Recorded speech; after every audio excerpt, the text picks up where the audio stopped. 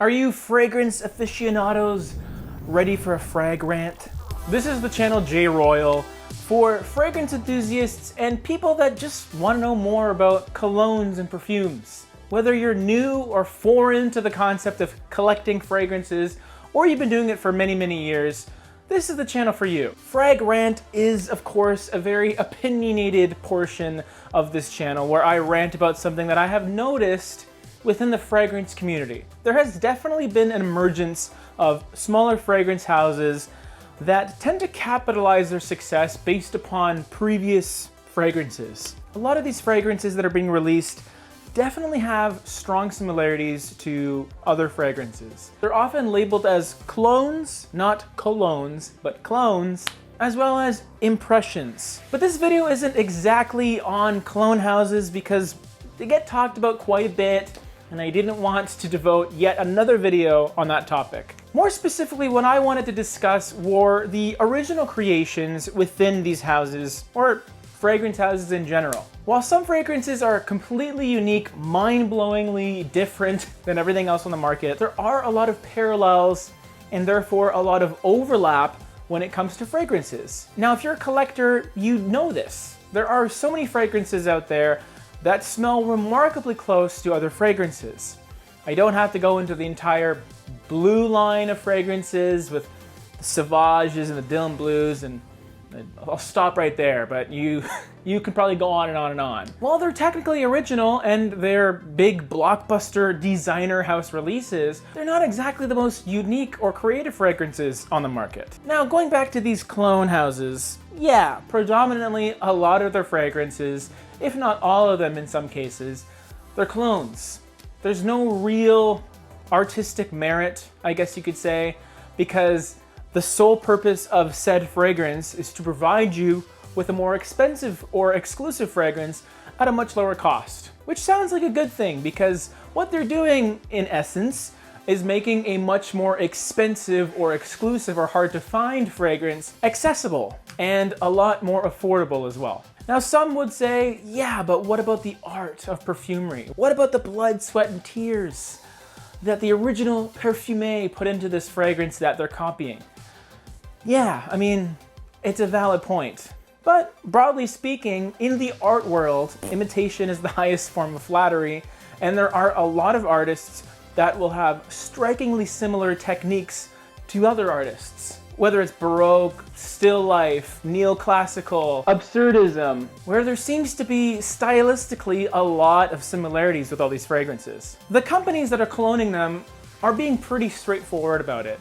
It's not like they're saying this is a completely different cool fragrance. No, it's an Aventus clone. It's a Green Irish Tweed clone. Clearly, they're being fairly transparent in their methodology. They're not saying this is something brand new, it's a great fragrance, try it out. Their brand is, yeah, we're ripping them off, but here you go. And then they let the market decide. Now, in addition to these fragrance clones, a lot of these houses have original creations. And these are the fragrances that I tend to be more interested in because there's more opportunity for discovering something new. But what I've been hearing online is even these original creations by these small fragrance houses get bashed because people think that A, they're actually not original, it's just maybe a very obscure fragrance that was cloned but wasn't advertised as such. Or maybe it was a clone gone bad, or perhaps the ratio was off. Or in my honest opinion, maybe they took 60% of clone A and 40% of clone F and then combined it to an original. Maybe that doesn't sound very creative. Maybe that sounds like a ripoff. But what I wanted to propose to the audience out there is, how do we know what the big designer houses are doing? How do we know how niche fragrances are made? Ones that have similarities to other fragrances. We don't necessarily know that every single fragrance that was released by a multinational corporation, a big designer house, was really made by a singular entity, artistic perfumer. For all we know, these big designer houses could be implementing the same sorts of strategies that the clone houses are doing, which wouldn't be very surprising to me because not every designer fragrance is all that unique. But one thing I do know for sure is these designer fragrance houses and these niche houses, they charge a lot more. They're a much bigger company and they'll have a much higher overhead because they're not just paying the one artist to put their life into this bottle of perfume, they're paying a lot of people, a lot of employees. So I don't really understand why people are so quick to defend these big companies when they're ultimately just taking more of your money. I really just wanted to put this video out there to help broaden our horizons, widen our scopes a little bit, and I'm really not on one side of the fence or the other. It's just something that I wanted to point out. We shouldn't be too unfair to the little guys that are emerging without turning our attention to the big boys in the fragrance game as well. Do you really think Prada Luna Rossa Carbon was conceived in a solitary room with some guy just sniffing all these notes and magically putting them together? Probably not. They probably smelled Dior Sauvage as a company, like, wow, this thing's really selling well. Let's make our own.